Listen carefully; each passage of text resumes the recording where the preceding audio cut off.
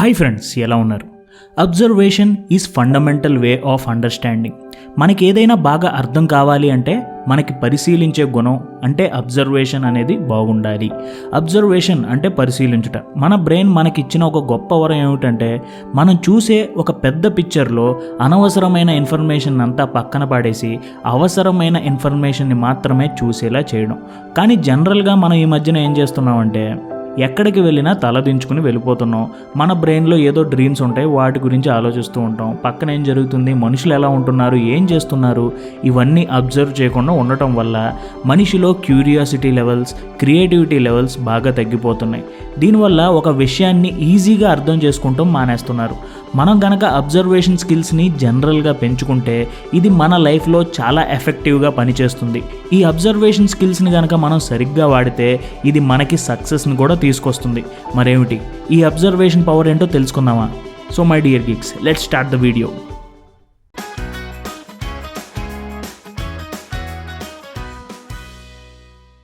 The power of observation.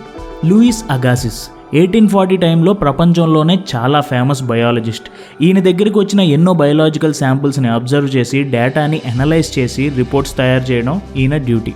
అప్పట్లో ఈయనకున్న observation స్కిల్స్కి Swiss ప్రభుత్వం ఎన్నో అవార్డులు కూడా ఇచ్చింది. అయితే ఒకసారి ఈయన దగ్గర ఉన్న ఒక స్టూడెంట్కి లూయిస్ ఒక పరీక్ష పెట్టారు. అదేమిటంటే అతను ఎదురుకుండా ఒక చేపను పెట్టి దాన్ని బాగా అబ్జర్వ్ చేసి ఒక రిపోర్ట్ ఇవ్వమని ఆ స్టూడెంట్కి చెప్పి వెళ్ళిపోయారు. ఆ స్టూడెంట్ ఒక గంట సేపు కూర్చుని ఒక రిపోర్ట్ తయారు చేశాడు. అయితే బయటికి వెళ్ళిన లూయిస్ వెనక్కి ఇంకా రాలేదు. ఒక రోజు అయిపోయింది, అలా వారం గడిచిపోయింది, అయినా లూయిస్ రాలేదు. అప్పుడు ఆ స్టూడెంట్కి అర్థమైంది, నేను ఇంకా బాగా డీప్గా అబ్జర్వ్ చేసి ఈ రిపోర్ట్ తయారు చేయాలి అని. అప్పుడు దాకా రాసిన రిపోర్ట్ని పక్కన పెట్టేసి ఆ చేపని మళ్ళీ అబ్జర్వ్ చేయడం మొదలుపెట్టాడు. ఈసారి చాలా డీప్గా అబ్జర్వ్ చేస్తూ రిపోర్ట్ తయారు చేశాడు. ఈసారి లూయిస్ వచ్చారు. ఆ రిపోర్ట్ని చూసి ఇది రాంగ్ రిపోర్ట్ అని చెప్పి వెళ్ళిపోయారు. దీనితో ఆ స్టూడెంట్కి కాలిపోయింది. ఈసారి ఎలా అయినా లూయిస్ మెచ్చుకునే రిపోర్ట్ తయారు చేయాలి అని రోజుకి 10 గంటలు చొప్పున ఒక వారం అంతా పనిచేశాడు. తర్వాత లూయిస్ వచ్చి ఆ రిపోర్ట్ని చూసి మెచ్చుకున్నాడు. అంత తేడా ఈ రిపోర్ట్లో ఏముంది? The art of comparing objects. ఈ రిపోర్ట్ తర్వాత లూయిస్ శిష్యుడికి ఏమర్థమైందంటే కంపేర్ అంటే పోల్చే గుణం తనకిప్పుడు బాగా పెరిగింది అని. అబ్జర్వేషన్లో ఇది చాలా ముఖ్యమని తెలుసుకున్నాడు. చేపకి ఉన్న ఒక కన్నుకి ఇంకొక కన్నుతో పోల్చడం, చేప అప్పర్ బాడీ లోయర్ బాడీ సిమెట్రికల్గా ఉందా లేదా అనేది చూడటం, చేప ఫిన్స్లో ఎన్ని స్కేల్స్ ఉన్నాయి, ఆ ఒక్క స్కేల్కి ఇంకొక స్కేల్కి తేడా ఏమిటి అనేది అబ్జర్వ్ చేయడం మొదలుపెట్టాడు. అప్పుడే ఆ రిపోర్ట్ని లూయిస్ ఓకే చేశాడు. ఈ కంపారిజన్ అనేది మన జీవితంలో కూడా మనకి బాగా ఉపయోగపడుతుంది. ముఖ్యంగా అది నాకు బాగా ఉపయోగపడింది. ఎలాగంటే నేను జిమ్కి వెళ్ళే సమయంలో ఒక రోజు ఉండే ఎనర్జీ ఇంకొక రోజు ఉండటం లేదు. సో దీని గురించి మా జిమ్లో ఉన్న ట్రైనర్ని అడిగాను. అతను ఏం చెప్పాడంటే observe the food you take. ఏ రోజైతే ఎనర్జెటిక్గా ఉన్నావో ఆ రోజు ఏం తింటున్నావో చూడు, ఏ రోజైతే ఎనర్జీ తక్కువగా ఉందంటున్నావో ఆ రోజు ఏం తింటున్నావో ఒకసారి అబ్జర్వ్ చేయి. ఇలా అతను చెప్పినప్పుడు అబ్జర్వ్ చేయడం స్టార్ట్ చేశాను. ఈ 2 రోజుల్ని కంపేర్ చేసి చూశాను. అండ్ ఎనర్జెటిక్గా ఉన్న రోజు ఉన్న డైట్ని రోజు ఫాలో అయితే ప్రతిరోజు ఎనర్జెటిక్గా ఉంటుందన్న విషయం అర్థం చేసుకున్నాను. ఇలా చేయడం వల్ల అది డైలీ జిమ్ మానకుండా వెళ్ళేలాగా మనకి బాగా ఉపయోగపడింది. ఈ విధంగా కంపారిజన్ అనేది మన లైఫ్లో మనకి బాగా ఉపయోగపడుతుంది. Work out yourself. I never pay attention to anything by experts. I calculate everything myself. Richard Feynman. ప్రపంచంలోనే one of the finest physicist Richard Feynman. ఈయనేమంటారంటే పాత ఎక్స్పర్ట్స్ చేసిన రీసెర్చెస్ అండ్ స్టడీస్ని చూస్తాను, కానీ నాకు డౌట్ వస్తే నేనే క్యాలిక్యులేట్ చేసి చూసుకుంటాను, అంతేకాని వాటి మీదే ఆధారపడను. ఈయన చెప్పింది మనకు కూడా చాలా ఉపయోగపడుతుంది. ఎన్నో పుస్తకాల్లోని మంచి విషయాల్ని మనం ఎలాగో తెలుసుకుంటున్నాం, కానీ అది నిజంగా మనకి ఎంతవరకు వర్కౌట్ అవుతుందో లేదో తెలుసుకోవాలి అంటే దాన్ని మనం వర్కౌట్ చేసి పరిశీలించి తెలుసుకోవాలి. ఎప్పుడైతే ప్రతిదీ మనకి ఎలా కావాలో అలా పరిశీలించి తెలుసుకుంటామో అది ఏదైనా మనకి ఎంతవరకు ఉపయోగపడుతుంది అనేది అర్థమవుతుంది. ఉదాహరణకి టు డూ లిస్ట్స్ అనేవి ప్రిపేర్ చేసుకుని పనిచేసిన రోజుకి, టు డూ లిస్ట్ లేకుండా పనిచేసిన రోజుకి, ఈ 2 రోజులకి అబ్జర్వేషన్లో పెడితే గనక ఏ రోజు మీరు ప్రొడక్టివ్గా ఉన్నారో చూసుకుంటే మీకు అసలు టు డూ లిస్ట్ అనేది నిజంగా ఉపయోగపడుతుందా లేదా అనేది అర్థమవుతుంది. అందుకే ఏదైనా సరే మీ మీద మీరే వర్కౌట్ చేసుకుని ఒకసారి తేల్చుకోండి, ప్రాక్టీస్ చేయండి, ఒకసారి కంపేర్ చేయండి, ఆ తర్వాత మీకే అర్థమవుతుంది. Techniques to improve observation skills. Observation అనేది ఒక బ్రెయిన్ స్కిల్. అది ఎవరు మనకి నేర్పిలేరు, అది మనమే నేర్చుకోవాలి, మనమే ప్రాక్టీస్ చేసుకోవాలి. అబ్జర్వేషన్ అంటే మన చుట్టూ ఉన్న చిన్న చిన్న వాటికి కూడా ఇంపార్టెన్స్ ఇవ్వటం, ఎప్రిషియేట్ చేయటం, ఫీల్ అవ్వటం, ఇన్నుంటాయి. మరి ఎలా మనం దాన్ని నేర్చుకోవాలి? అబ్జర్వేషన్ పెంచుకుంటాకి ఏమైనా టెక్నిక్స్ ఉన్నాయి. మొదటిది, ఆల్వేస్ ఎక్స్పీరియన్స్ న్యూ థింగ్స్. సాధారణంగా మనం కొత్త విషయాలకి ఎంత దూరంగా ఉంటే అంత మంచిది అని అనుకుంటాం, కానీ మన బ్రెయిన్కి ఎప్పుడు కొత్త విషయాలు ఎక్స్పీరియన్స్ చేయనిస్తే చాలా మంచిది. కొత్త విషయాలు మీ బ్రెయిన్కి చాలా నేర్పుతుంది. ప్రతి విషయాన్ని అర్థం చేసుకునే విధానంలో మంచి మార్పులు ఉంటాయి. ప్రతి విషయానికి భయపడే ఆలోచన మారుతుంది. ఉదాహరణకి, నాకు కొత్త వాళ్ళతో మాట్లాడాలంటే చాలా మొహమాటం, పనే ఉంది మాట్లాడటానికి అని అనుకునేవాడిని. కానీ కొత్త వాళ్ళకి హాయ్ చెప్పి నవ్వుతూ మనల్ని మనం పరిచయం చేసుకుంటాం వల్ల మనకి ఎన్నో కొత్త విషయాలు తెలుస్తాయి. కొన్నిసార్లు వాళ్ళే మన జీవితంలో మంచి ఫ్రెండ్స్గా మిగలవచ్చు. So always experience new things, observe the details, learn new things and gain knowledge. ఇది మనకి అబ్జర్వేషన్ స్కిల్స్ పెంచడంలో చాలా ఉపయోగపడుతుంది. Number 2, meditate daily. మెడిటేషన్ అంటే శ్వాస మీద ధ్యాస ఉంచడం అంటారు. చాలామంది మెడిటేషన్ అంటే ఏదో కొత్త ప్రపంచంలోకి వెళ్ళిపోవడం అని అనుకుంటారు. కానీ ధ్యానం అంటే మన మీద, మన బాడీ మీద, మన బ్రీతింగ్ మీద, మన చుట్టుపక్కల ఉన్న అన్నిటినీ కదలకుండా అబ్జర్వ్ చేయడమే మెడిటేషన్. మెడిటేషన్లో మన అటెన్షన్ అంతా ఒకదాని మీదే పెట్టడం వల్ల మన బ్రెయిన్లోని ఫోకస్ లెవెల్స్ ఒక రేంజ్లో పెరుగుతాయి. మెడిటేషన్ కేవలం మనకి పీస్, మనశ్శాంతి మాత్రమే కాదు, మన బ్రెయిన్ని ఫాస్ట్గా పనిచేయడానికి, మెమరీ పెరగడానికి అన్ని రకాలుగా ఉపయోగపడుతుంది.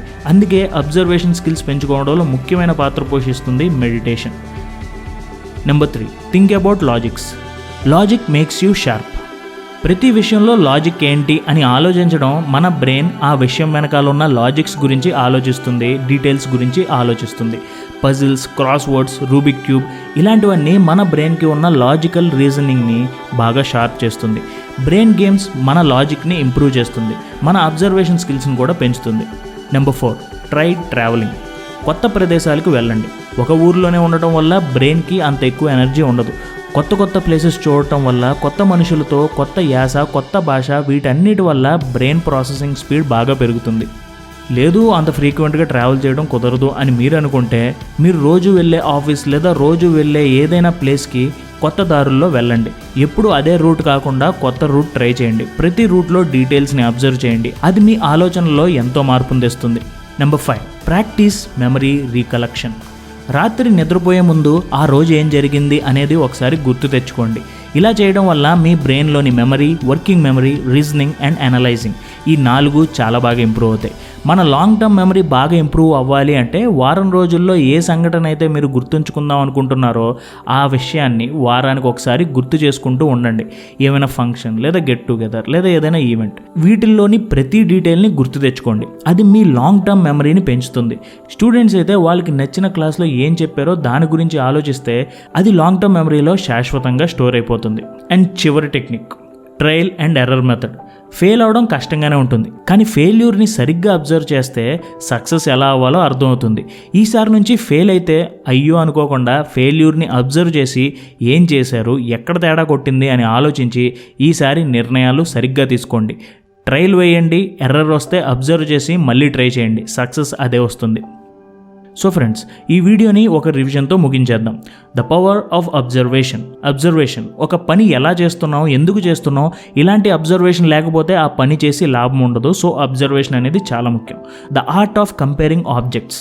అబ్జర్వేషన్ సక్సెస్కి బాగా ఉపయోగపడేది మనం కంపేర్ చేసినప్పుడే. ఏది చేస్తే ఏం జరుగుతుంది, ఇలా చేస్తే ఏం జరుగుతుంది అనే కంపారిజన్ ఉండాలి. అదే సక్సెస్కి secret formula. Work out yourself. మనం చదివాం కరెక్టే అనుకోకుండా అది మనకి ఎలా ఉపయోగపడుతుంది, మనం ఎలా యూజ్ చేయొచ్చు అని మనమే ట్రై చేసి మనకి ఎంతవరకు వర్కౌట్ అవుతుంది అనేది తెలుసుకోవాలి. Techniques to improve observation skills. Number 1, always experience new things. కొత్త విషయాలు ఎక్స్పీరియన్స్ చేయడానికి భయపడకూడదు. అది మనకు ఒక కొత్త పర్సెప్షన్ ఇస్తుంది, కొత్త నాలెడ్జ్ని ఇస్తుంది. Meditate daily.